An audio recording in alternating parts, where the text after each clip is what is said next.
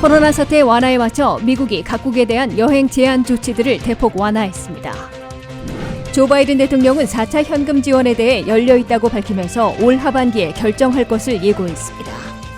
버지니아 예비선거일을 맞아 한인 유권자들은 예선부터 적극 투표에 참여해 한인들의 정치 파워를 보여주기 위해 총력전을 펼쳤습니다.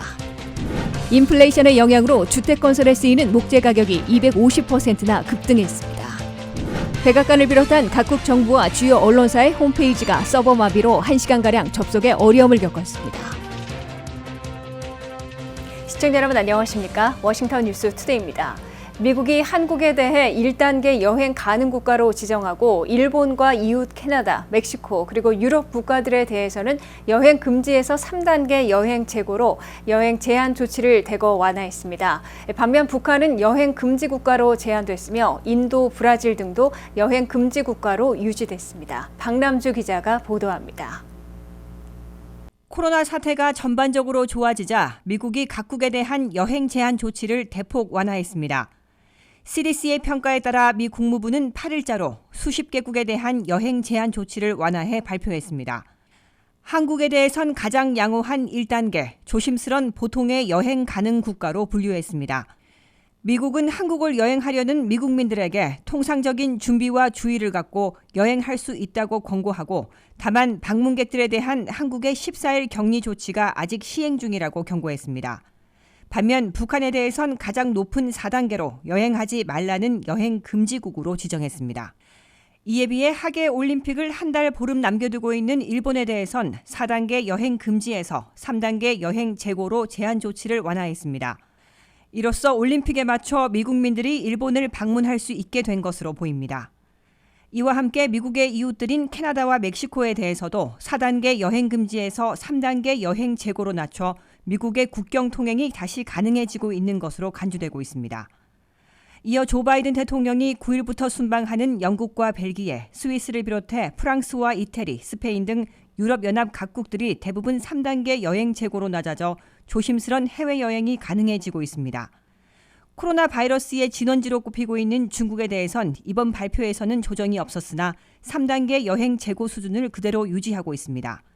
하지만 변이 바이러스의 진원지로 꼽히고 있는 몇 나라는 희비가 엇갈리고 있습니다. 영국과 남아프리카 공화국은 3단계 여행 재고로 낮아져 모두 여행이 가능한 상황입니다. 반면 인도와 브라질은 4단계로 여행을 하지 말라는 여행 금지 국가들로 지정돼 있습니다. 더욱이 조 바이든 대통령이 오는 16일 스위스 제네바에서 블라디미르 푸틴 대통령을 처음으로 만나 미러 정상회담을 갖는데도 러시아도 미국의 여행 금지 국가로 분류돼 있습니다. WKTV 뉴스 박남주입니다. 조 바이든 대통령은 4차 현금 지원, 부양 체크를 포함해 연방의회에서 논의되는 여러 범주의 아이디어들에 오픈돼 있다고 백악관이 밝혔습니다. 바이든 대통령은 다만 인프라 방안이 초당적 합의 또는 민주당 독자 가결로 처리하게 될지부터 결정한 후 올 하반기에 추가 현금 지원을 확정하게 될 것으로 백악관은 시사했습니다. 한면태 기자가 보도합니다. 4차 현금 지원 또는 연속 지원을 올해 안에 성사시킬 것인지 쏟아지는 질문에 바이든 백악관이 열려 있다는 입장을 내놓았습니다. 조 바이든 대통령은 4차 현금 지원 부양 체크를 포함해 연방의회에서 거론되고 있는 여러 범주의 아이디어들에 오픈돼 있다고 백악관의 젠 사키 대변인이 밝혔습니다. 젠 사키 대변인은 현재 연방의회에서는 차일드 텍스 크레딧을 영구화하자는 제안, 추가 스티뮬러스 체크를 보내자는 방안 등이 나와 있다며 대통령은 경제를 진전시키는 데 가장 효과적이고 중요한 것인지에 대한 여러 범주의 아이디어들을 기꺼이 경청할 것이라고 강조했습니다. And there are some who are proposing making the child tax credit permanent. There are some who are proposing additional stimulus. He's happy to hear from a range of ideas on what would be most effective and what's most important to the economy moving forward. 사키 대변인은 다만 바이든 대통령은 본인 스스로 단기적으로 가장 효과를 낼 수 있다고 생각한 방안들을 제안해 놓고 있다고 덧붙였습니다. 이 같은 백악관의 입장 표명은 민주당 상하원 의원 80명이나 연대 서명에 요구하고 있는 4차 현금 지원 또는 연속 지원을 수용할 가능성을 열어놓은 것으로 해석되고 있습니다. 특히 미시간 대학의 최근 보고서에서는 2차와 3차 현금 지원 1인당 2,000달러를 직접 지원한 결과 미국민들의 먹거리 부족 사태를 40%, 매달 경비 지불의 어려움을 50%나 급감시킨 것으로 나타나 바이든 대통령과 민주당이 추가 현금 지원을 채택할 수밖에 없을 것으로 미 언론들은 내다보고 있습니다. 단지 현재는 사회 인프라 일자리 방안을 놓고 기업 법인세 인상 없는 1조 달러 안팎으로 초당적 타협안을 타결할지 결승선에 와 있기 때문에 이 문제부터 판가름하려는 것으로 풀이되고 있습니다. 사회 인프라 방안을 초당적 합의안으로 성사시키면 곧바로 추가 현금 지원을 포함하는 더 큰 규모의 인적 인프라 가족 방안을 민주당만의 힘으로 강행하기 어려워져 올 가을로 지연될 것으로 예상되고 있습니다. 반면 초당적 타협에 실패하면 두 가지 인프라 방안을 하나로 통합하고 규모를 2조 내지 3조 달러로 축소화시키며 미국민들의 70% 이상 지지하고 있는 4차 현금 지원 또는 연속 지원을 포함시켜 올해에는 단 한 번뿐인 민주당의 독자 가결에 나설 것으로 예고되고 있습니다. WKTV 뉴스 한면택입니다. 버지니아의 민주당 주지사, 부지사, 법무장관 후보 등을 결정하는 예비선거일을 맞아 한인 유권자들이 투표장에 직접 나와 승부를 가르는 캐스팅 보트 파워를 키우려 총력전에 돌입했습니다.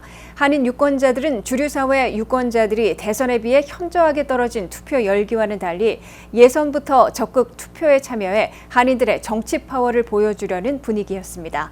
박남주 기자가 버지니아 민주당 예비선거 투표장을 둘러봤습니다. 11월 2일 본선에 나설 버지니아 주지사와 부지사, 법무장관 후보를 결정하는 민주당의 프라이머리, 즉 예비선거 투표장에는 내리쬐는 햇볕과는 상반되게 투표 열기는 현저하게 떨어진 모습이었습니다. 지역선거, 그것도 예선에 대한 유권자 관심이 적은 탓도 있고 8만 3천여 명은 이미 우편 투표와 조기 투표로 한 표 행사를 마쳤기 때문에 예비선거 당일의 투표장에는 유권자들이 많지 않았습니다. 그럼에도 한인 유권자들은 오히려 이를 기회로 삼아 한인들의 표심, 정치 파워를 키우는 데 활용하는 모습을 보였습니다. 주류 사회 관심이 낮을수록 한인을 비롯한 소수의 유권자들이 많이 참여해 투표하면 승부를 가르는 캐스팅 보트 역할을 할 수 있기 때문입니다. 워싱턴 버지니아 한인통합노인회 우태창 회장은 애난데일 소방서에 마련된 민주당 예비선거 투표장의 회원들과 함께 나와 한인 유권자들이 예선부터 적극 참여해 투표함으로써 주요 사안을 판가름하는 캐스팅 보트 파워를 키우기 위해 투표 동력 캠페인을 펼치고 있다 강조했습니다. 한인들은 날씨가 더운데 뭐 어떻나 뭐 예비선거 아무것도 다 이런 생각 절대 하지 마세요. 하지 말고 이번에 선거를 참여 안 한 사람은 11월 2일 날 최종 선거일 날에 꼭 참여하기를 부탁합니다. 우태창 회장은 지난 대선에서 라티노 유권자들이 조 바이든 대통령에게 몰표를 던짐으로써 그 대가로 캐스팅 보트로서 수많은 혜택을 받고 있는 것 같다면서 한인 유권자들도 11월 2일 본선거에서 적극 투표해야 한다고 투표 참여를 촉구했습니다.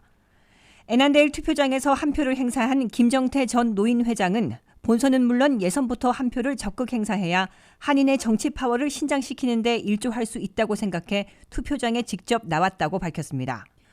우리의 힘을 기르기 위해서 여러분들의 힘을 과시해야 되는 그 마당에 저 같은 사람이 빠졌어야 되겠어요. 그래서 참여는 했는데. 민주당 예비선거는 한 달 전에 실시된 공화당 예선과는 달리 당파와 상관없이 유권자이면 누구나 투표할 수 있는 오픈 프라이머리로 실시됐습니다. 민주당 예비선거에선 11월 2일 본선에 나설 버지니아 주지사와 부지사, 법무장관 겸 검찰총장 민주당 후보를 결정했습니다. 민주당의 버지니아 주지사 후보로는 연임 제한에 걸려 퇴임한 후 한 텀을 건너뛰고 보기 드물게 두 번째 주지사직에 도전하고 있는 테리 맥컬리프 전 주지사가 유력시 되고 있습니다. 버지니아주 법무장관 겸 검찰총장 후보에는 역시 처음으로 3선에 도전하고 있는 마크 헤링 현 장관이 선두를 달리고 있습니다. 민주당 주지사 후보로 맥컬리프 전 주지사가 확정되면 한 달 전 공화당 경선에서 선출된 공화당의 글렌 영킨 후보와 11월 2일 본선에서 치열한 접전을 펼치게 될 것으로 예상되고 있습니다. 버지니아 주지사 레이스에선 민주당이 4년씩 2번 연속 차지한 후 공화당 후보로 넘어간 전례가 있어 올해 11월 선거에서 공화당의 글렌 영킨 후보가 민주당의 테리 맥컬리프 전 주지사의 컴백을 막는 동시에 블루 쪽으로 물들었던 버지니아에서 레드를 되찾을 수 있을지 초미의 관심을 끌고 있습니다. WKTV 뉴스 박남주입니다. 인플레이션의 영향으로 원자재 값이 오르면서 주택 건설에 쓰이는 목재 가격이 250%나 급등했습니다. 지난해만 해도 목재 가격은 1000보트피트당 350달러 정도였는데요. 1년 만에 1200달러가 된 겁니다. 주택건설협회는 목재 가격 상승으로 새 집을 짓는데 평균 36,000달러의 추가 비용이 발생하고 있다고 밝혔습니다. 김지수 기자의 보도입니다. 팬데믹 위기로 미국의 목재 가격이 3배나 폭등했습니다. 미 주택건설자협회에 따르면 골조 목재의 경우 1000보트피트당 가격이 4월 말 기준 1200달러로 약 350달러였던 전년 대비 250% 급등했다고 밝혔습니다. 이렇게 목재 가격이 급격히 오르면서 새 집을 짓는데 수만 달러를 추가로 지불해야 하는 상황입니다.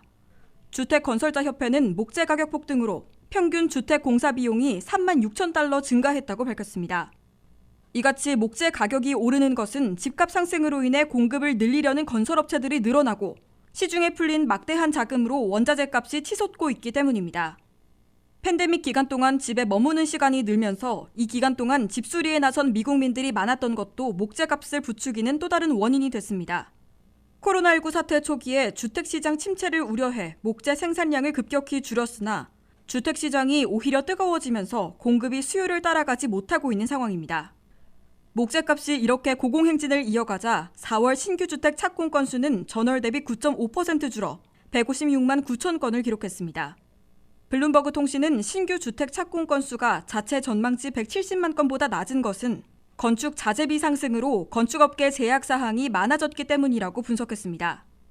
이런 가운데 고공행진을 이어가고 있는 주택시장이 조금씩 진정돼 가고 있다는 분석이 나오고 있습니다.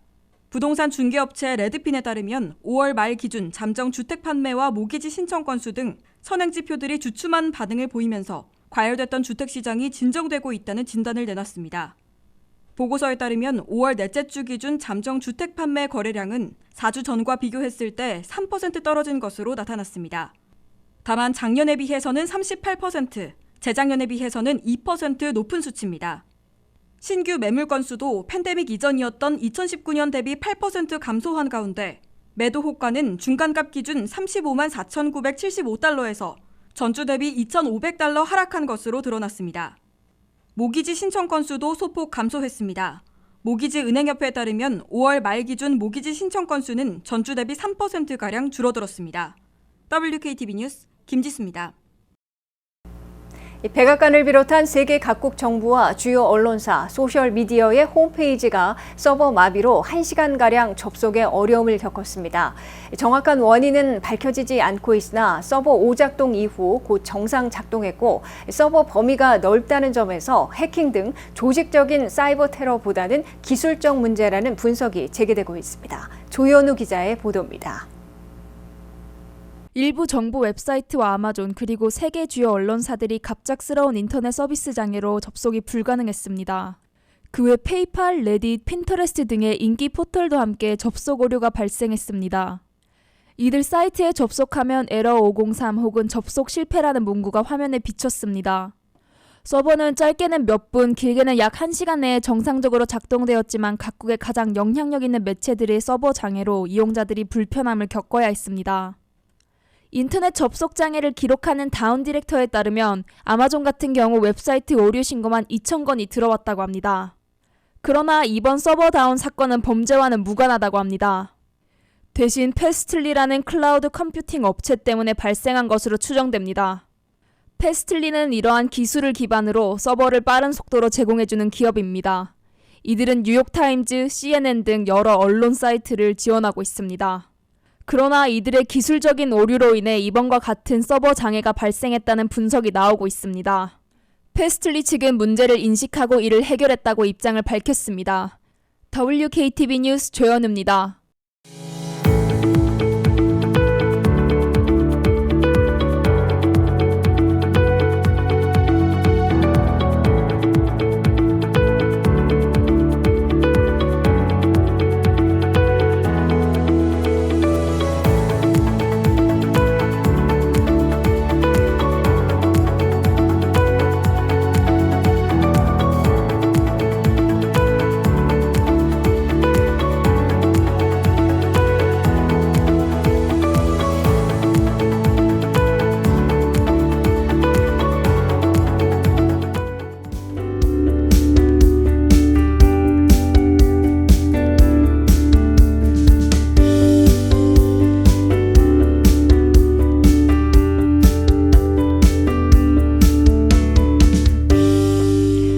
워싱턴 뉴스투데이를 마치겠습니다. 시청해주신 여러분 고맙습니다.